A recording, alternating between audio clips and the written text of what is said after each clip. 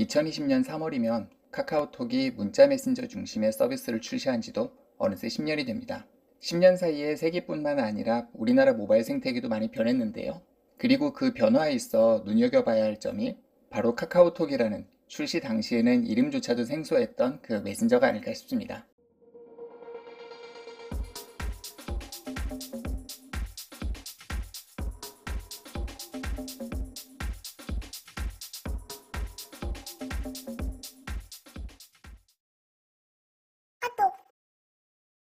카카오가 메신저 서비스를 공식적으로 시작한 건 2010년 3월 18일입니다. 과거 2006년으로 추정됩니다. 아이윌앱이라는 벤처 기업으로 시작하여 2010년에는 모바일 메신저인 카카오톡을 출시했습니다. 서비스 초기에는 안드로이드 앱이 아닌 아이폰 전용 앱으로 출시했습니다. 카카오톡은 출시 6개월 만에 가입자 100만 명을 돌파하고 출시 1년 된 시점에는 가입자 1000만 명도 쉽게 돌파합니다. 2013년에는 급기야 가입자 1억 명을 넘어가고 2017년 기준으로는 가입자 2억도 넘어간 상태인데요. 지금은 MAU 기준으로 발표를 합니다. 2019년 말에는 MAU 기준으로 4,485만 명이라는 발표를 하기도 했는데요. 카카오톡의 이용 건수 역시 꾸준히 상승 중입니다. 2011년 12월에는 1일 메시지 송수신 건수가 약 10억 건이었고요. 2012년 7월에는 그 수가 30억 건으로 대폭 증가합니다. 그리고 2019년 말 기준으로는 하루에 주고받는 메시지 건수는 약 110억 건에 이른다는 발표를 하기도 했습니다. 한 가지 추가한다면 2020년 2월 발표한 내용에 따르면 일평균 카카오톡 이용 시간은 인당 41분 정도라고 합니다.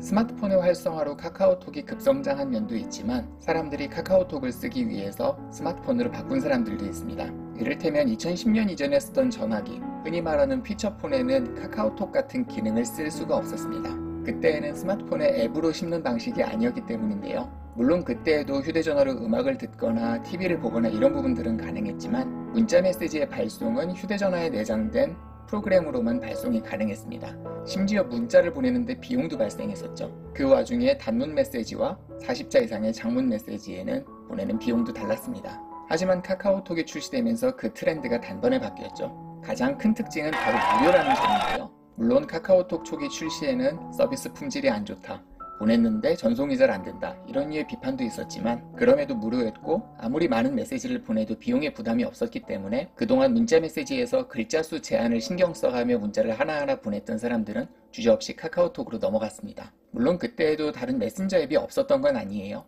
하지만 편리하게 문자를 주고받고 그 문자를 보내고 받는데 비용이 들지 않는다는 점은 굉장히 많은 사람들한테 어필했습니다. 개인 대 개인의 일명 겐톡도 유명했지만 다자간 간의 흔히 말하는 단톡도 굉장한 인기를 끌었습니다. 2011년에 등장한 카카오의 이모티콘은 카카오톡의 사용 빈도를 훨씬 높였고요. 더 많은 사람들이 카카오톡으로 모이는 계기가 되었습니다. 그리고 2012년에는 보이스톡을 통해서 음성통화도 가능해졌습니다. 그 인기에 힘입어서 2015년에는 영상통화도 가능해졌죠. 그래서 와이파이망에 접속돼 있다면 언제든지 문자와 음성 그리고 영상통화를 주고받는 일이 굉장히 편해졌습니다. 그 모든 게 공짜였으니까요. 그 이후에는 음악이나 게임 같은 컨텐츠도 카카오톡을 통해서 이용할 수 있었고 선물하기와 결제하기 기능까지 갖춰지면서 카카오톡은 메신저를 넘어서 모바일 플랫폼의 기능을 담당하기 시작했습니다. 카톡 내 인증서 기능을 활용할 수 있는 부분도 생겼고요. 이를 통해 공공기관이 보내는 통지서의 확인이나 인증도 가능해졌습니다. 개인 고객뿐만 아니라 기업 고객들을 대상으로 하는 카톡도 계속 인기몰이 중입니다.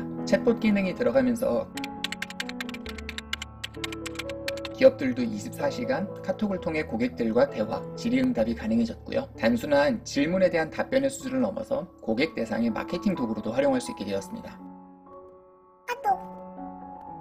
이렇게 카카오톡이라는 메신저와 그 연관된 플랫폼의 향상은 카카오 기업 가치의 상승으로도 이어졌습니다. 물론 2010년 서비스를 출시할 때는 비상정이었고 2014년에 다음과 합병하면서 우회 상장을 하기도 했고 2017년에는 코스닥에서 코스피로 전환하기도 했습니다. 그리고 2020년 2월 셋째 주까지의 흐름을 보면 카카오의 주식은 계속 상승세를 그려갔습니다. 지금은 코로나 바이러스의 여파 때문인지 약간 하락세를 기록 중이지만 다른 업체들도 그 부분은 비슷한 것 같아요. 그리고 3월 초를 기준으로 한다면 카카오의 총액은 14.9조고요. 대한민국 시가총액 기준으로 보더라도 코스피 시장에서 17위를 유지하고 있습니다. 굉장히 급속도로 성장했다고 봐도 될 것 같은데요. 음악, 미디어, 쇼핑, 게임 모빌리티 이런 플랫폼 비즈니스들이 모두 확장되면서 서버나 플랫폼을 빼면 자산의 실체도 확인하기 어려운 플랫폼 비즈니스가 그 사업과 회사의 가치를 얼마나 키우는지를 여실히 보여주는 사례가 바로 카카오가 아닐까 싶습니다. 여기에 번역 기능과 가상현실, 인공지능 같은 IT 기술이 접목되면서 플랫폼의 영향력도 더 커질 걸로 예상되고요. 물론 카카오가 고객들에게 친근한 캐릭터도 잘 만들어내고 메신저 위에 음악도 들을 수 있고 게임도 즐길 수 있고 선물을 또 할 수 있는 아이템들을 만들었지만 한국에서 플랫폼 비즈니스를 키워낸,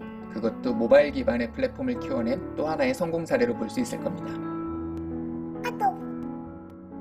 카카오는 카카오톡과 연관된 플랫폼 비즈니스를 통해서 10년간 괄목할 성장을 이뤄냈지만 여전히 많은 위협에 직면하고 있습니다. 카카오톡 메신저 자체도 다양한 채팅 앱들과의 경쟁 관계에 놓여 있고요. 플랫폼으로는 페이스북 메신저와 라인, 통신사가 만든 서비스와 텔레그램, 왓츠앱 등과의 경쟁을 벌여야 되고요. 사람들과 이메일을 쓰기도 훨씬 쉬운 환경이 되면서 그 경쟁의 축도 점점 넓어지고 있습니다. 인스타나 페이스북, 트위터 같은 앱도 보완제보다는 오히려 경쟁자에 가깝겠죠. 카카오 스토리의 경우에는 직접적인 경쟁자가 될 겁니다. 음악이나 웹툰, 게임 같은 부분에서도 경쟁자가 굉장히 다양하고 여전히 치열하게 경쟁 중입니다. 그럼에도 카카오톡을 중심으로 하는 카카오의 플랫폼 영향력은 점점 커진다고 봐도 과언이 아닐 겁니다. IT의 세상에 있어 지난 20년간의 시간의 흐름을 한번 생각해 본다면요. 사람들의 생활 영역은 오프라인에서 온라인으로, 온라인에서 모바일로 다시 넘어가고 있습니다. 20년 전에는 인터넷이 정보의 이용과 제공의 축을 담당해 왔다면 지난 10년간 IT 세상의 흐름은 모바일에 그 주축을 두고 있습니다.